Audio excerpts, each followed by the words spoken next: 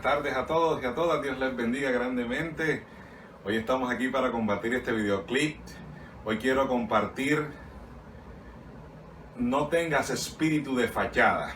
Quiero compartir la palabra del Señor en el libro de San Juan capítulo 1 del 1 al 7. Dice: en el principio era el verbo y el verbo era con Dios y el verbo era Dios. Este era en el principio con Dios. Todas las cosas por Él fueron hechas. Sin Él nada de lo que ha sido hecho fue hecho. En Él estaba la vida y la vida era la luz de los hombres. La luz en las tinieblas resplandece y las tinieblas no prevalecieron contra ella. Hubo un hombre enviado de Dios, el cual se llamaba Juan. Este vino por testimonio para que diese testimonio de la luz, a fin de que todos creyesen por él. No era la luz, sino para que diese testimonio de la luz. Hasta el versículo 8 llegué. Mis amados hermanos, no debemos tener ese espíritu de fachada. Y veamos lo que dice la palabra. Que el Señor vino ¿para qué? Para que fuésemos testimonio de ¿qué? De la luz. Y Él mandó a quien, a Juan el Bautista. ¿Por qué les digo esto? Porque hay muchos hermanos, hay muchas personas que dicen ser del Señor, pero realmente no lo son porque tienen fachada. ¿Qué fachada? Que en la iglesia son los hermanos los más pulcros, son los que más te señalan, pero realmente su testimonio o su actuar deja mucho que desear. Veamos lo que dice el libro de San Juan capítulo 14 versículo 23 al respecto. San Juan 14, 23. Ya lo tenemos aquí a la mano. San Juan 14, 23. Dice: y respondió Jesús y le dijo: el que me ama, mi palabra guardará, y mi Padre le amará, y vendremos a él y haremos morada con él. Entonces, ¿quiénes son los que aman al Señor? ¿Cómo no tenemos ese espíritu de fachada? La fachada es algo que se presenta pero que no es. Es algo que aparentemente es real, pero realmente no es real. Por eso escuchamos las empresas de fachada, sobre todo aquí en Colombia con la cuestión del narcotráfico, son pura fachada. Son puros papeles, pero a la hora del té lo que están es lavando dinero. Y el Señor quiere que nosotros no seamos fachadas, sino que seamos cristianos con ADN. ¿Qué quiere decir esto de ADN, mis amados hermanos? Lo que dice la palabra, que guardemos su palabra. ¿Quiénes son los que aman a Dios? Los que guardan su palabra, los que guardan los mandamientos. Dios nos está llamando en estos últimos tiempos a que guardemos la palabra, a que no seamos unos cristianos de fachada, que no seamos unos cristianos falsos que digan: ese dice que es cristiano, pero eso no es nada. Ese es lo que es un falso. Ese es pura boca, ese es puro tilín y nada de paletas. Y lo que Dios quiere es que seamos unos cristianos idóneos, cristianos, el evangelio, el cristianismo. No hay religión, no es religión el cristianismo es un estilo de vida. Y Dios nos ha llamado a un estilo de vida diferente, así como Jesús le dijo. Mire, Jesús le dijo a los fariseos, a los saduceos, a los jebuseos y a todos los feos, que eran unos sepulcros blanqueados, porque eran pura fachada. Mire, si nosotros vamos al libro de Mateo capítulo 6 y veamos lo que el Señor le dice a las personas. Mire, vamos a San Mateo capítulo 6, ya lo tengo aquí a la mano. Vea lo que dice Jesús. Jesús y la oración. Y cuando ores no seas como los hipócritas, porque ellos aman el orar en pie en las sinagogas y en las esquinas de las calles para ser vistos. Veamos lo que dice en el verso 16. Cuando ayunéis no seas austeros como los hipócritas. Vuelve y habla de pura gente de fachada.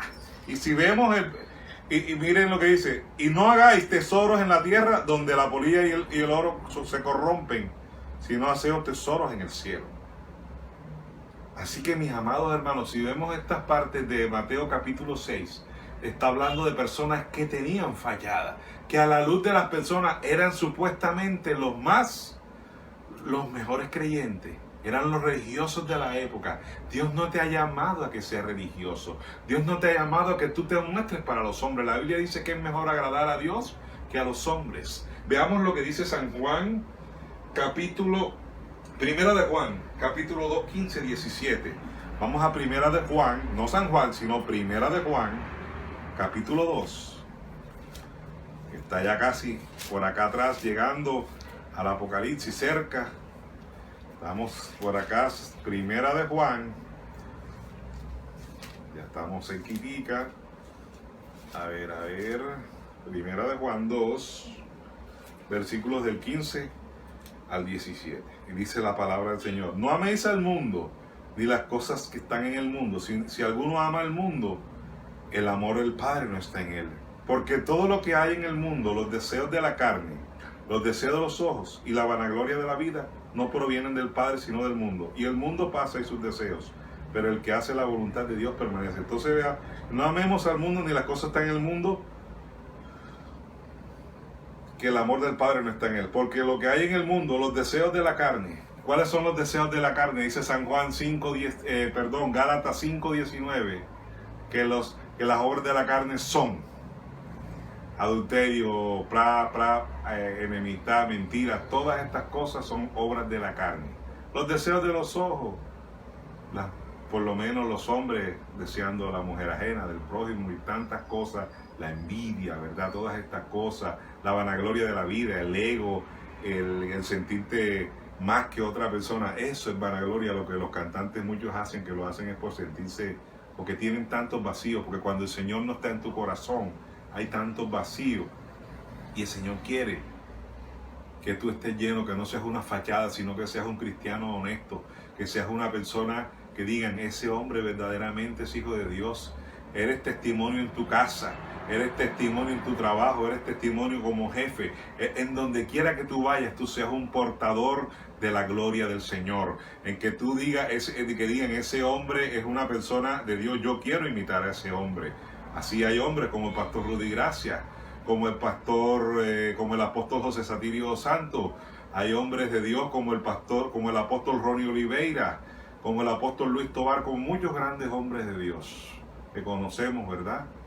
Y que uno dice: yo quiero ser como ellos. Yo quiero ser como ellos, porque son hombres que dan testimonio, porque la palabra y la presencia del Señor va con ellos donde ellos van. ¿Y cómo se muestra eso? Los milagros y los prodigios los siguen, ¿verdad?